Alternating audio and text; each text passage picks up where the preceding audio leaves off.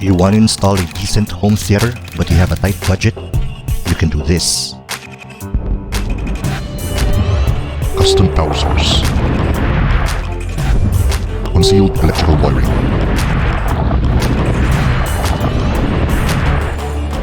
Mini USB subwoofer system. 257. Modular floating shelves. Wall-mounted 32-inch LED TV.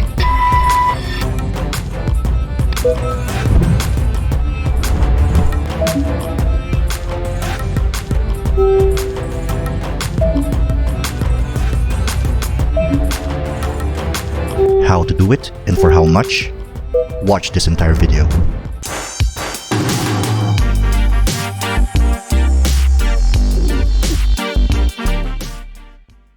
What is your favorite hangout area in your home? For me, it isn't the garage, but it's actually this area right here. Now, I'm not exactly sure what to call this spot, a porch, a concrete deck. What I do know is that our family often spends time together here. May it be sharing a meal, chatting, and enjoying the view. Speaking of view, it does have a great vantage point to that wall in the garage. Now, wouldn't it be nice to have something to watch from this unused space? I mean, a home theater here would be perfect. Yeah, I can imagine an LED TV mounted there with some floating shelves. There, and there. While we sit back over here and screencast a movie or a game of Mobile Legends over there. So, let's install it now.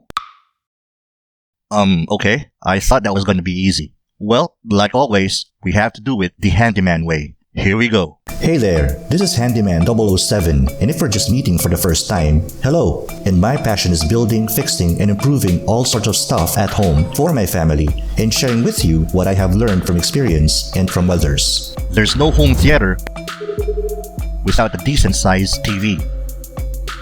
So, what's in the box? We have the user manual, the remote control, and we also have the TV stand, which we wouldn't need because in this situation, we're going to mount the TV on the wall. And of course, we have the TV itself.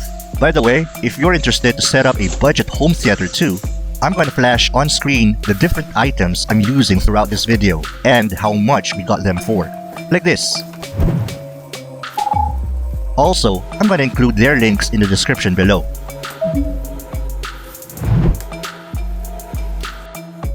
Now, if you are planning to mount a TV on a wall, make sure it is designed to go with a wall mount or bracket. How can you tell? It should have mounting holes like these, where you can screw in a mounting plate. And the mounting plate comes with a wall mount set like this. There are two important questions to ask in choosing the right wall mount. One is, can it hold the dimensions of your TV? Ours is 32 inches, so it is well within this range. And two, can it support the TV's weight? Ours is about 9 kilograms, and this mount can support up to 18 kilograms. The set comes with all the necessary mounting accessories, but what I found really cool is that it even includes a spirit level, which will aid us later in mounting on the wall perfectly horizontal.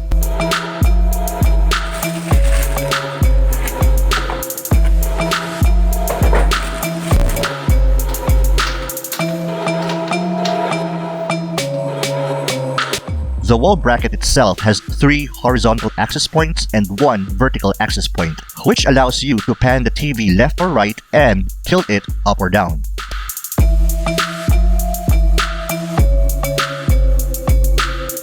As you can see, I've already marked the dimensions of our TV on the wall, and all we need to do is drill the mounting holes at the center. So we can bolt this on the right spot.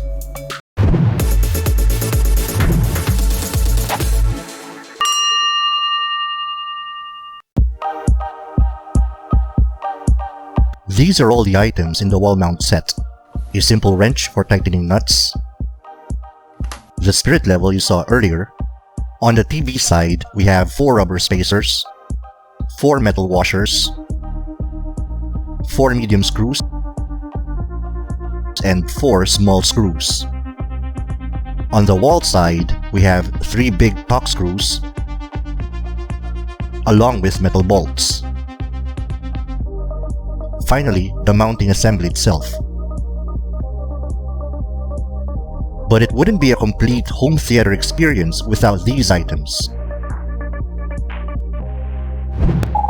For storage, we'll install these wooden floating shelves. To be able to screencast, we need this Wi-Fi receiver that connects to the TV's HDMI port, and a subwoofer system that connects to the TV's USB and speaker ports. By the way, the floating shelves have 2 holes where we'll insert metal dowels that came with it. The other end of the dowels we will be inserting through the wall.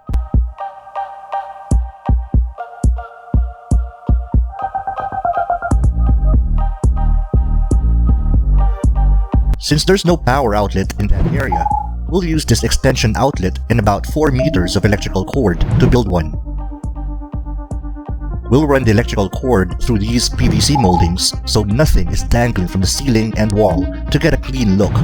For tools, we'll need a tape measure, dust mask, an L-shaped ruler known as a framing square, screwdrivers, zip ties, wire cutter and stripper, markers or chalk, a power drill and masonry drill bits, or in plain English, drill bits for concrete, and of course, a hammer.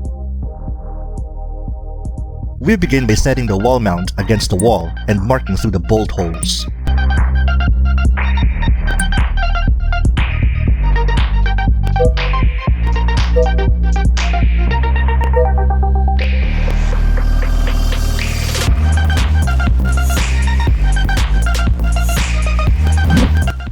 Since these torque screws are huge, we will drill pilot holes first.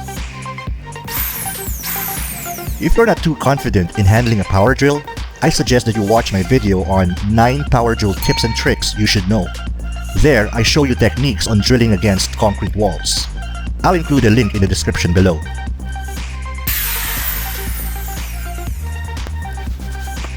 With the spirit level on top of the bracket, we refine the position of our bolt holes to make sure the entire assembly will be perfectly horizontal. Here's the problem. My drill bit diameter is slightly bigger than the torque screw.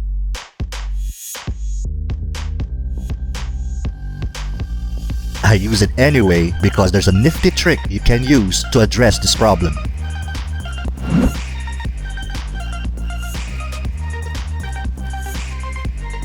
How do you decrease the size of a hole to fit your torque screw snugly? Again, you can watch it later in my video, 9 power drill tips and tricks you should know.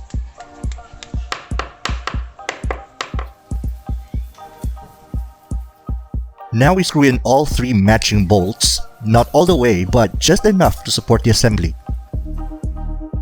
With the spirit level on top, adjust the angle of the assembly until the bubble in the spirit level moves to the center.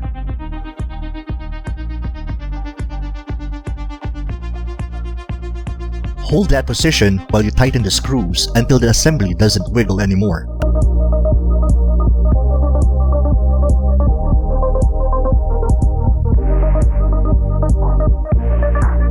Remove the spirit level and finally tighten all the way.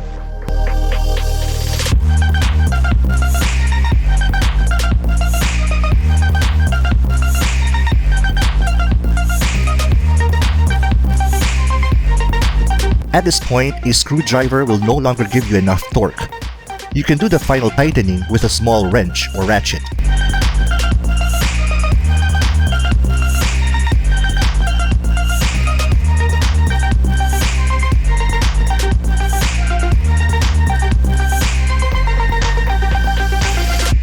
Next, we remove the mounting plate and knob bracket, which we will screw at the back of the TV. Easier to do this on the ground rather than holding the TV up there.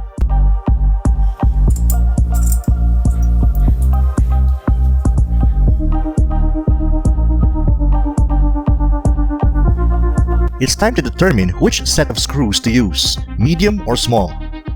Upon testing, the small screw is the perfect fit for the TV mounting hole, so we'll use this set. Since the TV mounting holes are too shallow for the screws, I'm going to place the rubber spacers on top of the holes.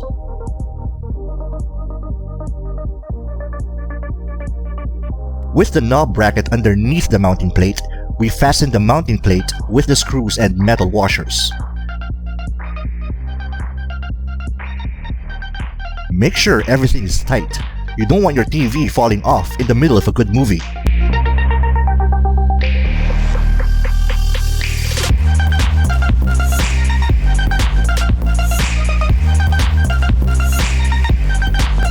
When setting the TV onto the wall mount assembly, I highly suggest that you ask someone to help you.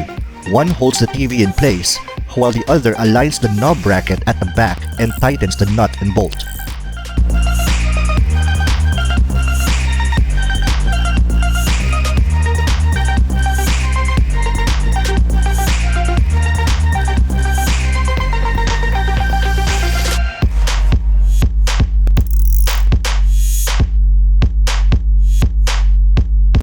And so far, so good. We are done with phase 1.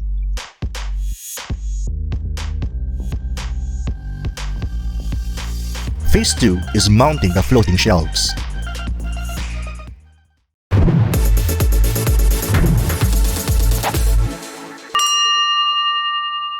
We begin with the top shelf, where we will place the external speakers. It's important to determine the right distance of this shelf to the bottom edge of the TV, factoring in the height of the speakers and the length of its cables. You don't want it too close that it will bump the TV, and too far that its cables won't reach the TV ports at the back. Then, we fully extend the mounting arm so the TV is at dead center. I draw a center line, which will be the center of the floating shelf.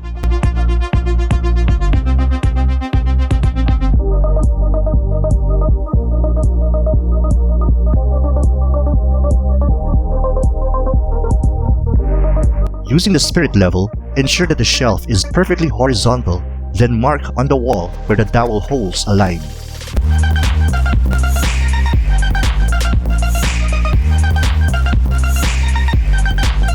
Then we drill the holes. Hammer in the torque screws.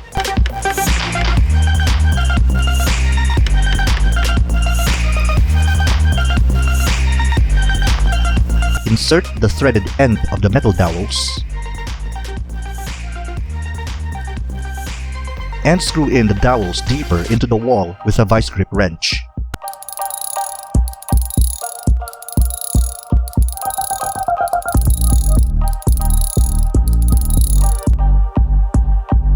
Finally, we push in the top shelf.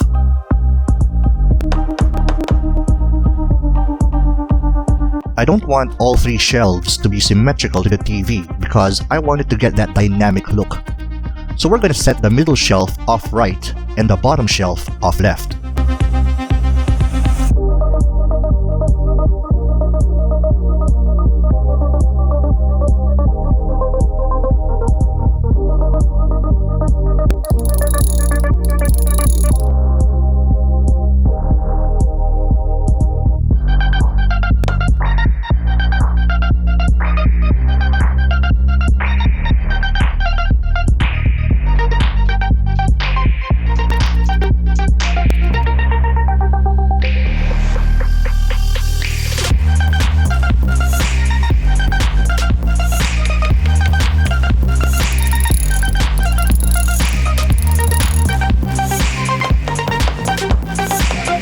Now the shelves may not look horizontal because of the camera angle, but trust me, they are perfectly leveled from the naked eyes.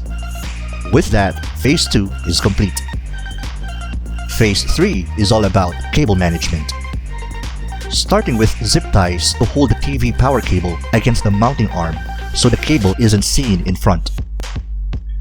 Then we'll stick PVC molding from the home theater area all the way up to this light socket with an outlet adapter. Off camera, I noted the number of PVC molding pieces I'll need and their corresponding lengths. So now, it's simply a matter of measuring and cutting the right sizes.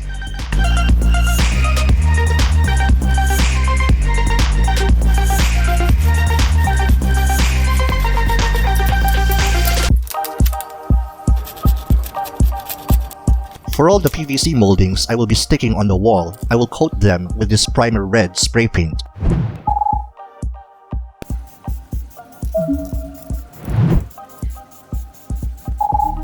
We'll do 3 coats with a 10-minute drying time in between. Painting these PVC moldings with something very close to the color of the wall will give everything a more professional and cleaner look, as opposed to just leaving the moldings as a glaring white.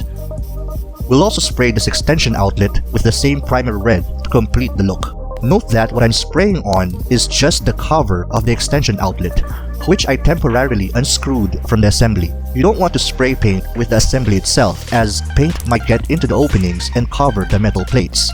That's not good. Once dry to the touch, I removed all the PVC covers from their bodies.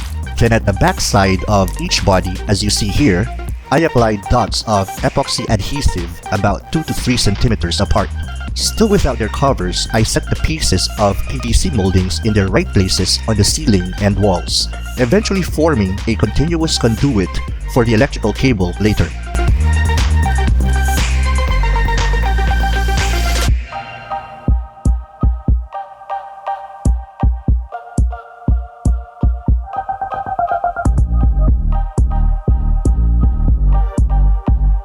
I'm placing this short PVC molding underneath the top shelf because I want the extension outlet to be at the center of the 3 shelves. The 4th and final phase is actually building the electrical outlet. We start doing this as soon as the extension outlet cover we painted earlier is completely dry. I'm using an electrical flat cord as thick as possible because the extension outlet is not just going to power the 38-watt TV, but occasionally will be used for an electric fan and charging smartphones.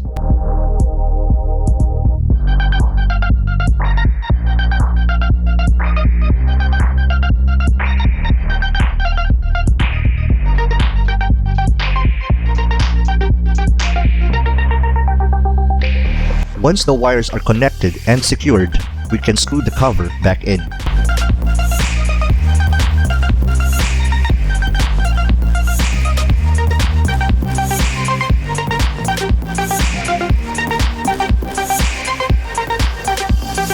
Anticipating maintenance or upgrades in the future, I'm just gonna use double-sided tape to mount the extension outlet onto the wall.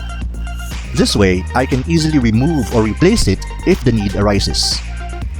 After this, it's just a matter of running the length of the cable through the PVC moldings and snapping in the covers. And this is how everything looks like up close.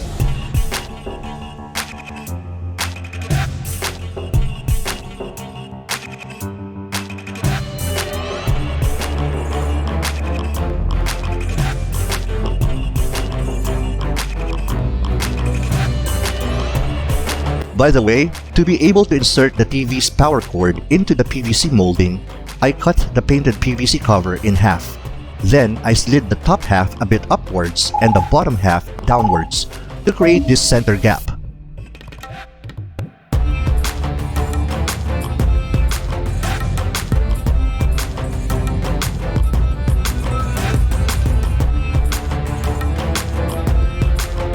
After plugging in the TV, speakers, and Wi-Fi receiver, it's time to power on the TV's master switch.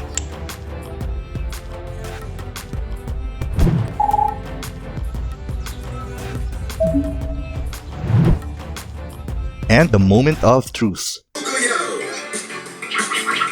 Let's see what our first batch of critics has to say about this new home theater experience, despite the humble budget.